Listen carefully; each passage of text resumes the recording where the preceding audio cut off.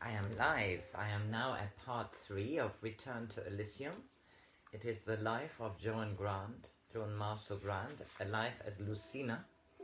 And she has married, she has a son, and this last chapter describes her being tired of her marriage, basically. So, chapter 3, The Stream. Further up the stream, under a chestnut that grew close to the water's edge, the ground was covered with white cyclamen. I wondered why I had not noticed them before. There were so many, far more than I could remember planting. Euripides was to meet me there. I seemed to have been waiting for him a long time, though it could not really be long, for it was not yet dark.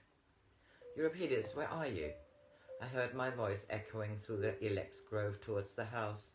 And the house was empty, for I had watched Nigellus and Marius go down the white road towards the village.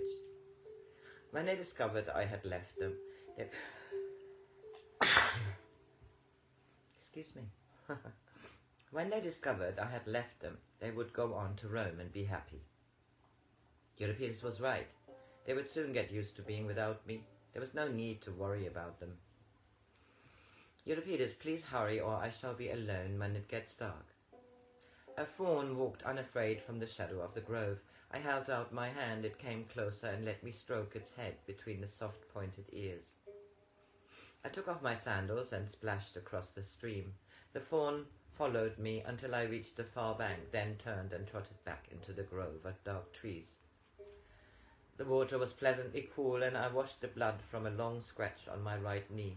I must have got it coming up the valley, where the brambles had grown over the path.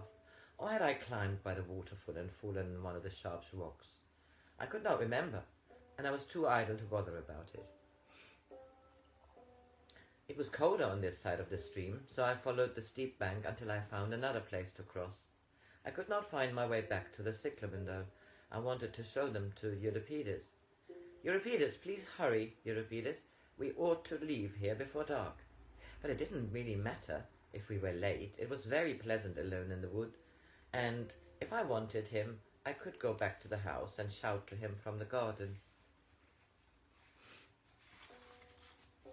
When I saw him standing on the far side of the stream, he looked ill. His forehead was beaded with sweat, and he was pressing his right hand to his side as though in pain. I came as fast as I could. He said, I have been revoltingly sick. How unromantic to be sick at the start of a journey. I was relieved to know that there was nothing really wrong with him, nothing which would delay us. It is warmer on this side of the river, I said. Come over and join me. It's very deep, he said anxiously. The current is so fast that I doubt if I could swim across. I laughed, for I knew he was trying to be funny. Euripides had been the best swimmer in Elysium, and the stream was so shallow that the water only reached to my knees. But it would be unkind not to share his game. He would get caught up in it and forget the shame of being sick. Shall I get you a boat? I said solemnly, or look for an easier crossing higher up.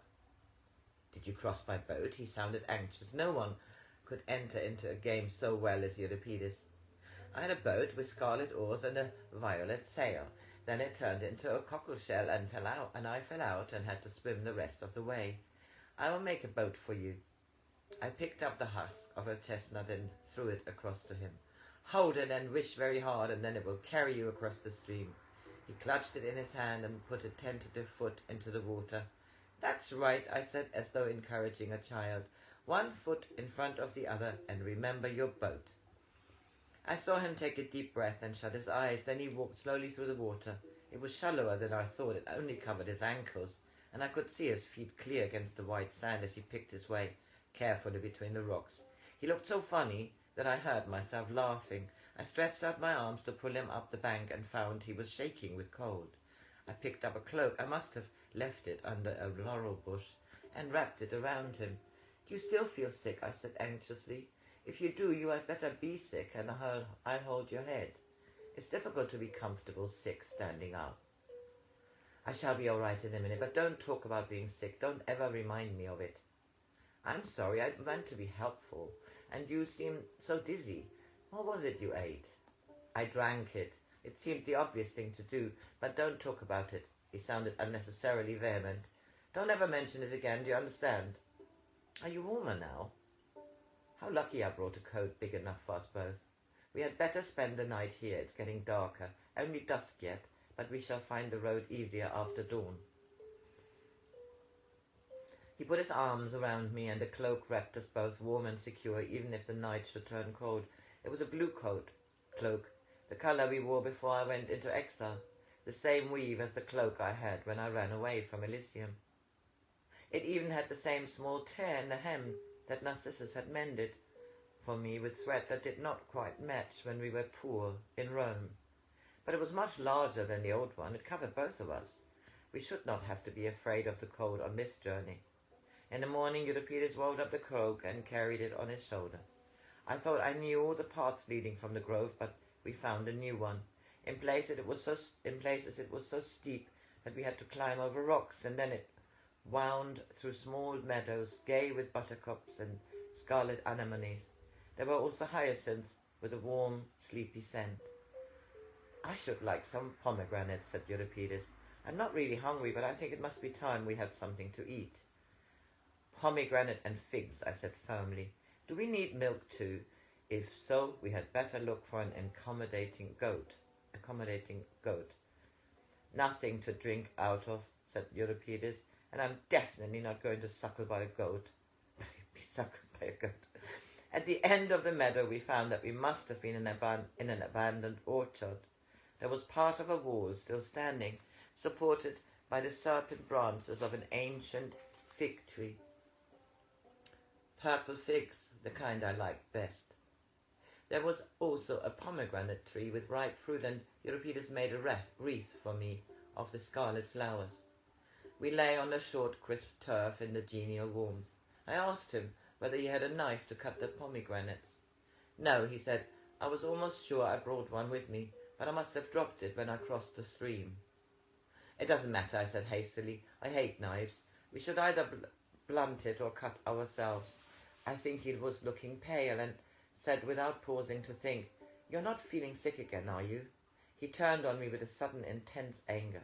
"Will you never learn to keep a promise? I was quite all right, and now—" He lurched to his feet and began to retch. His stomach must have been empty, for he did not bring anything up, not even the figs, though he had eaten a great many.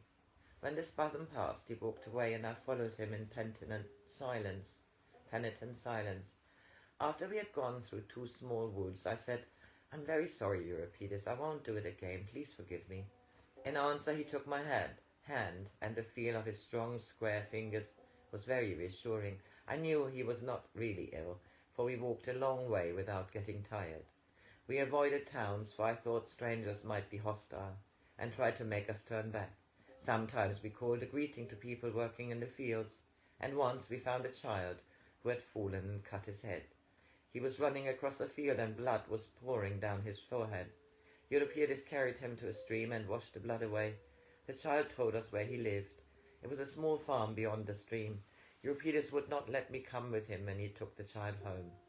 When he came back, he looked as though he had been sick again, but I remembered not to ask him. He said he had carried the little boy to his bedroom and left him in the care of his mother.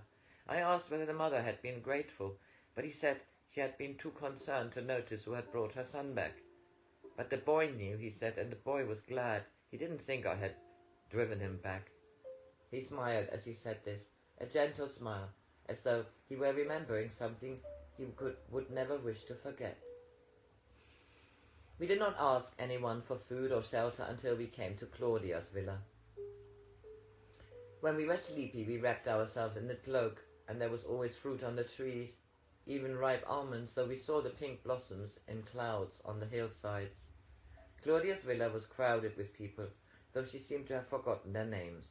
I was glad she had a house of her own instead of having to flatter women like Julia.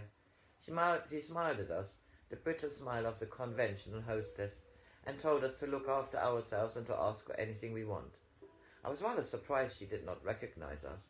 Perhaps she only remembered the clothes I used to wear and the reputation of Euripides. There was food in great variety, laid out on gold dishes, and boys in green tunics kept the goblets filled with wine. Most of the guests were richly dressed, but Euripides noticed that their clothes were ill-matched, and several wore shoes of patched leather, or had their feet wrapped in rags. We explored the house and found in the outer hall a chest filled with clothes. Beside it was a heap of discarded tunics, none of them of good quality. Then we went to the bathhouse, which was elaborate enough to have served a town or a rich patrician. There were 3 men in the bath, but they took no notice of us. The water must have come from a medicinal spring, for I watched scabs float off a man's back and leave the skin clean. Suddenly I understood. Long ago I had told Claudia she would never be a hostess until she learned to welcome anyone who really needed her hospitality. She had stared at me and complained to Julia that I had insulted her, but she had not forgotten. It was typical that in spite of her genuine kindliness, she still had to pretend that the beggars she welcomed were patricians. Or did she give them new clothes so that they should be able for a while to forget poverty? I thought it would be safe to remind her that this was not our first meeting, but she only smiled brightly and made a response which showed she had no idea who I was. She turned to welcome another guest. I judged him to be a farmer, for there was soil ingrained in the skin and under his nails. He now wore the insignia of a centurion, though he had added the plume of a different rank. She kissed him on both cheeks, so perhaps he was a poor relation. She must have realized we had not eaten, for she insisted on taking us to yet another table and heaping our plates with food. Roasted peacock, followed by fish, very richly cooked, and it made me feel heavy. When I tried to tell her I'd had more than enough, she looked as though she were going to cry, and said there was plenty more in the kitchen. Plenty here for everyone, she kept on saying. Plenty to go round, more than enough. She became so agitated that I had to accept a dish of almonds and cream over-sweetened with honey. She watched me with a fond, proprietary look, which made me suddenly ashamed that I had so often cajoled Marius to eat. The arrival of another guest released us from her attention. I had forgotten about Marius, I said. We must go to Rome to make sure he's happy. I cannot go back to Elysium until I'm sure he's not fretting for me. Rome is in the wrong direction, said Euripides. We have nearly reached the coast where the ship will be waiting for us. If we go to Rome, we may lose our passage. Marius is all right. You wouldn't have left him unless you had been sure he would be happy. He's with Flavia. Don't you remember how she always wanted a child? I must go back to tell Flavia that she mustn't be made to eat, that he mustn't be able to eat unless he's hungry. It is wicked to force children to eat. I never knew it before, but if I don't explain to Flavia, she will spoil his natural instincts, and his body won't be able to look after itself when he grows up. It's too late to worry about that now. The boy has settled down, and it would be cruel to disturb him. But I must go back. I can speak to the nurse if you don't want me to see Flavia. Marius needs to know I have been there. Lucina, please don't go back to Rome. His voice was curiously urgent. How silly of Euripides to make a fuss about a small change in our plan. We argued for a long time before he gave way. I had to say I would go alone if he preferred not to come with me. The road to Rome was much more hilly than I expected, and the ruts were deep. I got a blister on my heel, and I had to limp along carrying one of my sandals. The thong had rubbed the flesh away, and there was another blister between the toes. When I was too tired to walk any further, we came to a small farm.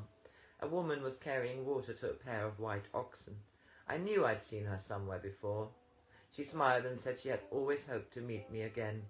She took us into the house and gave us bread, fresh from the baking, and cups of warm milk. I did not remember her name until her husband came in from the fields, where he had been sowing grain. She was Helena, who married her decurion on the night we came first to Rome. She seemed apologetic that they could only offer us clean straw in the byre, but we assured her it would serve us very well.